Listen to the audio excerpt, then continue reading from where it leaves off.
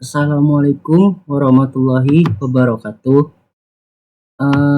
Baiklah, kali ini saya akan mempresentasikan hasil pengerjaan kelompok kami, yaitu pembuatan aplikasi kasir berbasis web menggunakan REST API Python dan database PostgreSQL. Sebelum masuk ke hasil pengerjaan kami akan menjelaskan beberapa penjelasan tentang REST API Python maupun database PostgreSQL. Dan ini adalah nama kelompoknya. Yang pertama ada Nabil Hani, Ramadan Syah, dan Muhammad Fikri Mahendra. Oke, masuk ke slide selanjutnya. Apa itu REST API Python? Jadi, REST API adalah framework backend Python untuk membuat API yang sangat cepat, modern, dan mudah digunakan. REST API menggunakan ISNNC atau await, sehingga performanya sangat cepat dan efisien. Contoh dari kode REST API dan sedikit penjelasan yang saya ketahui. Jadi, from SPI, import atau REST API, penjelasannya, jadi baris ini digunakan untuk mengimpor REST API, yaitu framework Python untuk membuat REST API dengan cepat dan mudah. Jadi, juga memiliki analogi. Contohnya, seperti mesin otomatis di dapur restoran. Tanpa mesin, Oki harus melakukan semuanya secara manual. Dengan mesin pesanan, bisa dibuat lebih cepat, rapi, otomatis, dan tanpa banyak kesalahan. Begitu juga REST API, membantu kita membuat API lebih cepat, lebih aman, dan lebih terstruktur. Selanjutnya app atau sama dengan REST API dan memiliki penjelasan. Jadi, membuat objek aplikasi REST API, semua endpoint seperti get, post, dan lainnya akan dipasang ke objek app ini dan memiliki analogi. Misalnya gini, bayangkan kamu membuka restoran baru. App REST API itu seperti membangun gedung restoran. Nah, setelah gedungnya jadi, kamu bisa menambahkan, contohnya pintu masuk atau endpoint, meja pesanan, endpoint atau order. Misalnya untuk order barang maupun minuman lainnya. Dan dapur fungsi backend atau tempat masak dan beberapa menu makanan atau fitur tambahan. Nah, tanpa gedungnya atau tanpa app, kamu tidak bisa menaruh apa-apa di sana. Selanjutnya, app get atau home. App home return message hello REST API. Nah, dan mempunyai analogi. Jadi gini, bayangkan kamu punya restoran. App get itu seperti pintu dengan restoran. Nah, saat pelanggan membuka pintu itu, pelayan menyapa mereka. Jadi, fungsi home itu ibarat pelayan yang mengatakan selamat datang di restoran kami. Atau dalam API, hello REST API. Jadi, intinya, seseorang yang mengakses API menyapa mereka seperti restoran menyambut pelanggan. Nah, selanjutnya, kenapa kami pilih REST API? Jadi, ada beberapa alasan kenapa kami memilih REST API. Yang pertama, sangat cepat atau setara Node.js dan Go. Yang kedua, dokumentasi API otomatis atau memiliki endpoint docs. Validasi data otomatis dengan Pydantic. 5. Yang keempat maksudnya, mudah dipasang dengan Docker. Dan terakhir, cocok untuk microservice, backend, aplikasi, dan API machine learning. Selain memiliki kelebihan, beberapa kekurangan, dan selain memiliki beberapa kelebihan, REST API juga memiliki beberapa kekurangan. Kekurangan REST API yang pertama adalah belum matang seperti framework lama. Jadi, REST API itu masih relatif baru dibandingkan Django atau Flex, sehingga ekosistem dan komunikasinya belum seluas mereka. 2. Butuh pemahaman ISNC atau agak sulit untuk pemula. Untuk memaksimalkan performanya, developer harus paham konsep ICNC atau wait yang bisa membingungkan para pemula saat menggunakannya. Yang ketiga itu tidak cocok untuk aplikasi web full seperti front end maupun back end. SAPI fokus pada API saja, tidak menyediakan template engine yang lengkap seperti Django. Kalau butuh website full, harus pakai front end yang terpisah. Jadi ya cukup repot sih. Yang keempat, beberapa library belum 100% kompatibel dengan ICNC. Sebagian library Python lama tidak mendukung ICNC, sehingga kadang harus mencari alternatif. Yang kelima, komunikasi belum sebesar Django atau Flex. Karena masih dalam tahap perkembangan, solusi untuk error tertentu lebih sedikit ditemukan di internet. Nah, selanjutnya, kita juga menggunakan aplikasi database-nya menggunakan PostgreSQL. Oke, jadi PostgreSQL itu adalah database manajemen sistem DBMS berbasis SQL yang bersifat open source, kuat dan stabil. PostgreSQL digunakan untuk menyimpan, mengelola, dan mengakses data secara terstruktur. Oke, selanjutnya kenapa kita pakai PostgreSQL? Jadi, PostgreSQL itu sudah open source dan gratis, tidak perlu lisensi. Kamu bisa pakai untuk proyek kecil sampai enterprise tanpa biaya. Kedua, sangat stabil dan teruji. Jadi, PostgreSQL itu dikenal sebagai database yang stabil, aman, dan dipakai oleh perusahaan besar. 3. Mendukung query yang kompleks. PostgreSQL kuat untuk operasi rumit seperti join besar, subquery, fungsi agregat, dan analisis data. Keempat, exit compliances. Menjamin data aman, konsisten, dan tidak rusak walaupun terjadi error atau mati listrik. 5. Skabilitas tinggi, cocok untuk aplikasi skala kecil hingga sangat besar, termasuk big data. Yang keenam, mendukung berbagai tipe data modern, termasuk JSON, GIS, lokasi, array, UUID, XML, dan lainnya. Ini jarang dimiliki database lain. 7. Keamanan tinggi, mendukung enkripsi role management dan kontrol akses yang ketat. Yang ke-8, komunitas besar dan dokumentasi lengkap, mudah mencari bantuan, tutorial, dan update feature. Selain memiliki kelebihan, Postgres juga memiliki beberapa kekurangan. Yang pertama, performanya lebih lambat untuk query sederhana. Untuk operasi ringan, PostgreSQL kadang lebih lambat dibanding MySQL. Yang kedua, penggunaan memori relatif lebih besar. PostgreSQL itu butuh resource atau RAM dan CPU lebih tinggi, terutama pada beban besar. Yang ketiga, administrasi dan tuning lebih rumit. Konfigurasi PostgreSQL cukup kompleks sehingga butuh pengalaman untuk optimasi. Keempat, kurang cocok untuk aplikasi kecil yang sangat sederhana. Untuk proyek kecil seperti web kecil atau blok statis MySQL atau MariaDB lebih simpel. 5. Replikasi bawaan lebih kompleks dibanding database lain. Nah, walaupun powerful, proses setup cluster atau replication tidak sesederhana database NoSQL. 6. Kurang optimal untuk beban baca sangat tinggi.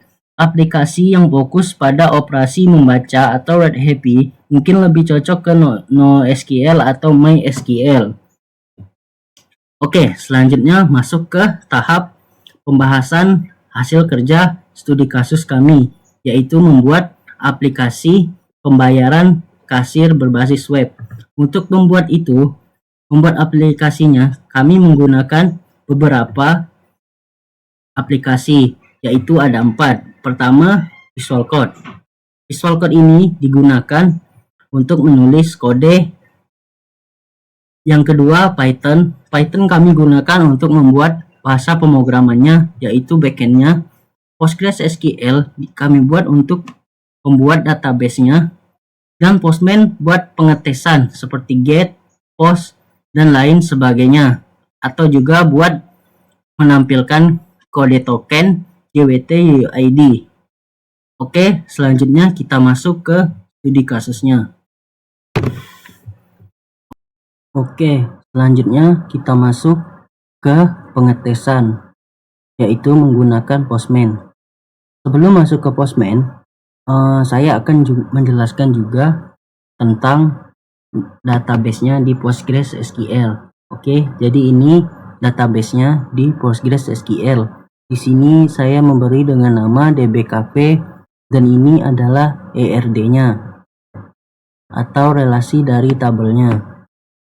Oke, langsung saja kita masuk ke bagian Postman. Di bagian Postman, saya akan mengetes untuk bagian tokennya terlebih dahulu atau JWT-nya. Oke, kita buka catatan dulu.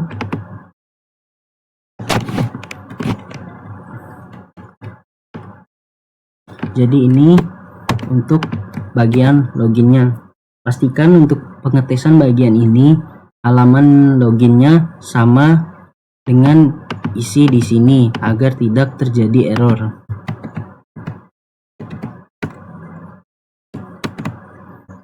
Oke, kita masuk ke file tadi. Kita copy bagian ini.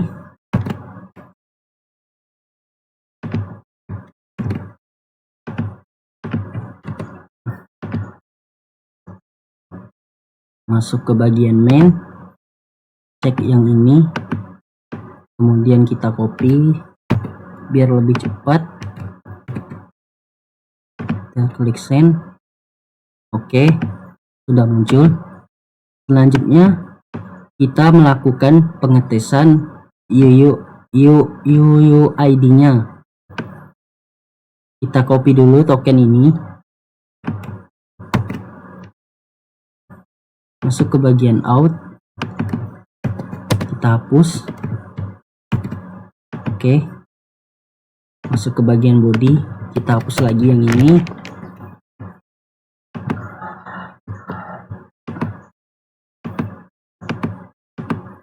Kita buka laporan pengerjaan dulu.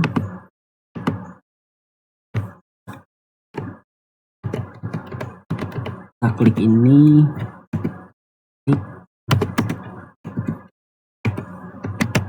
Name.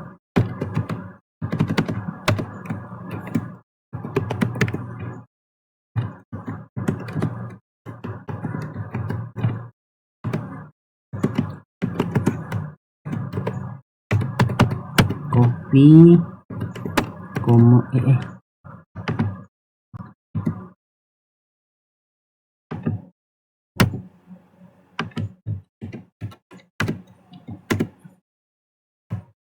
Dua.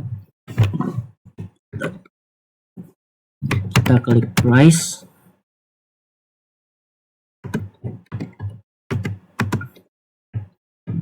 Misal 50.000.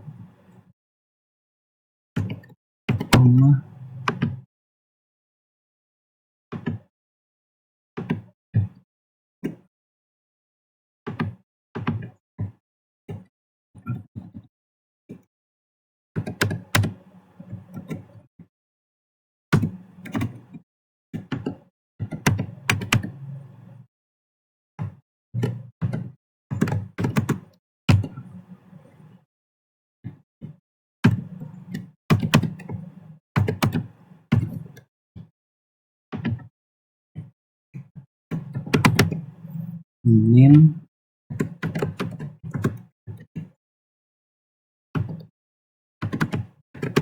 Oke.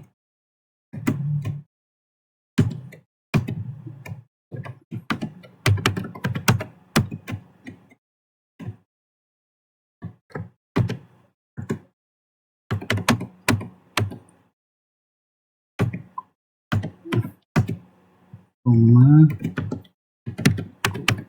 Titik.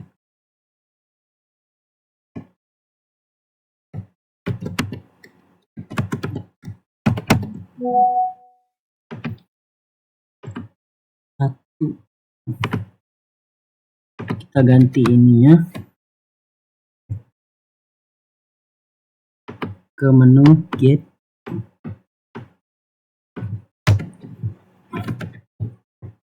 masukkan total sales, kemudian klik enter. Oke, dan sekali lagi masih error.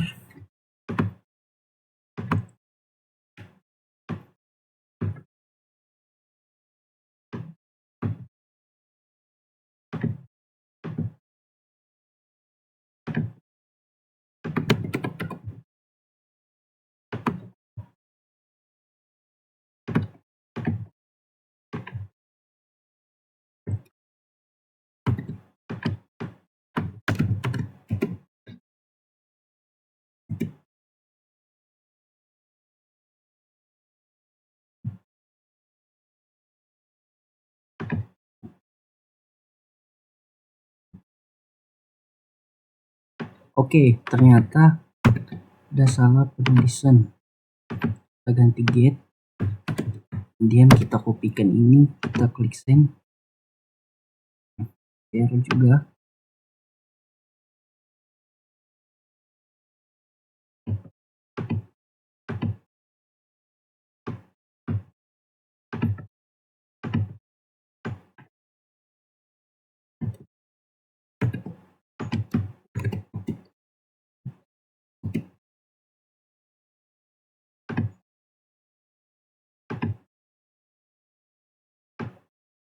Oke, ternyata salah di sini.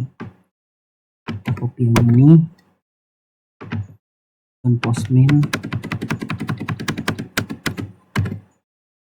klik send.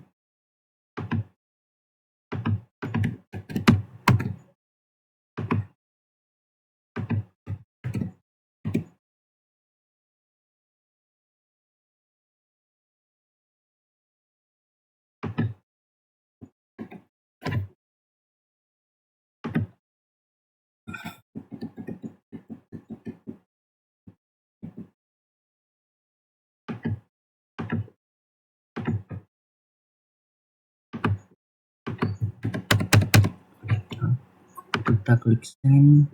Oke, masih error.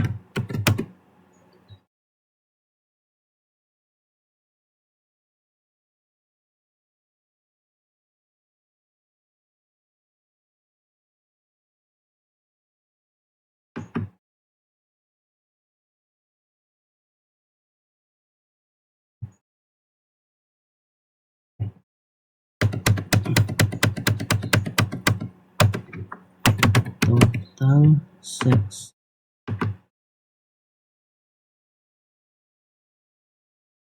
Oke.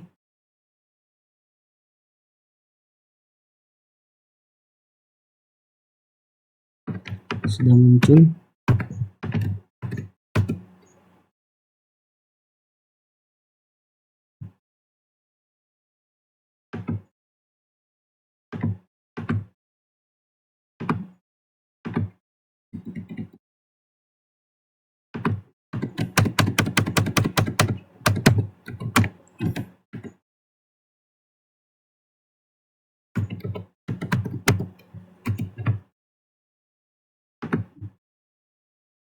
Oke. Jadi ini sudah muncul. Totalnya 150.000 sesuai dengan quantity yang telah dimasukkan.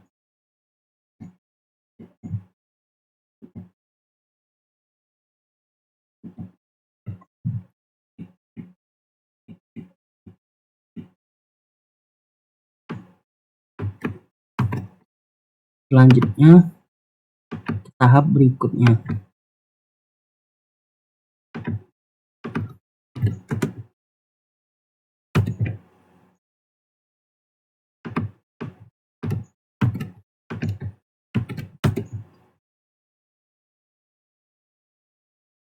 Oke, halaman UUID sudah berhasil.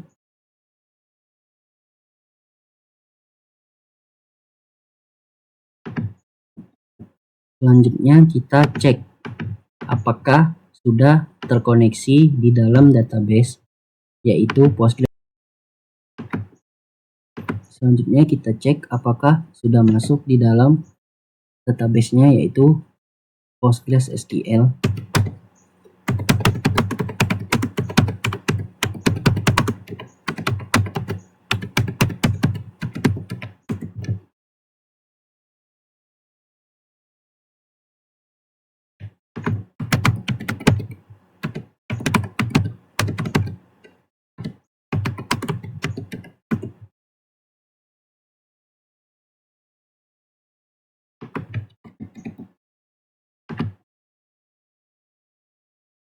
Oke, sudah masuk enggak? Kita klik order.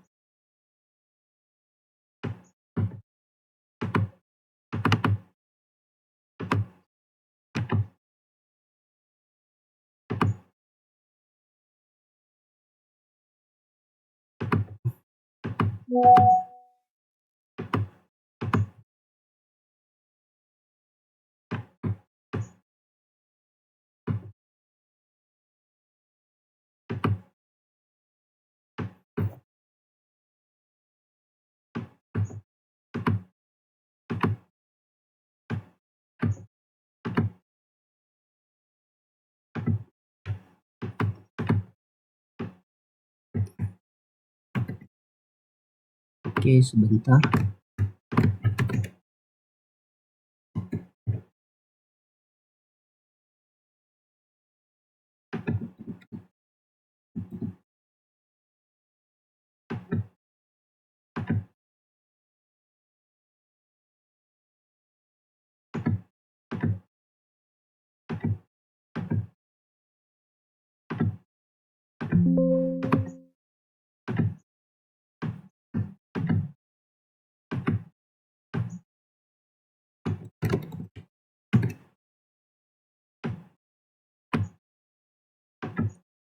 Run, continue.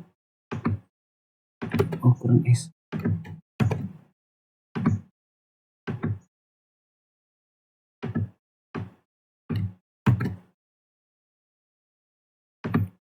Error.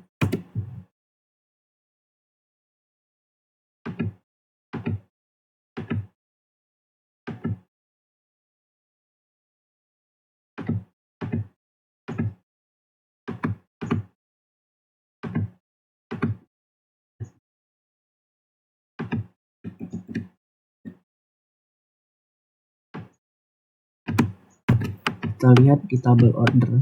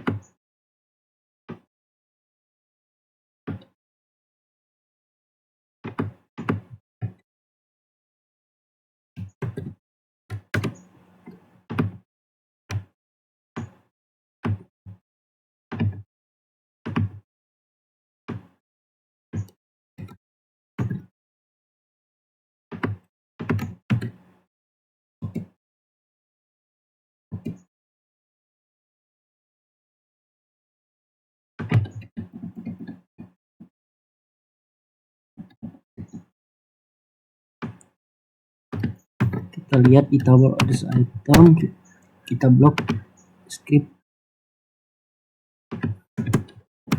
users.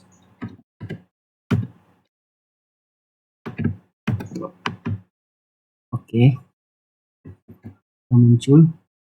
Kita lihat di Postman.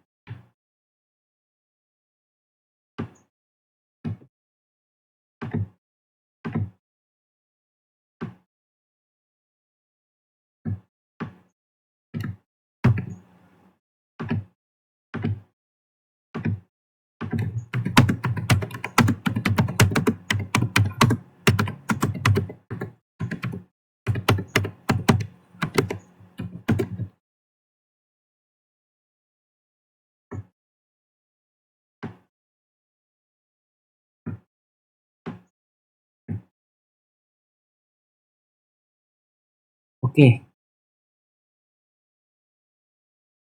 jadi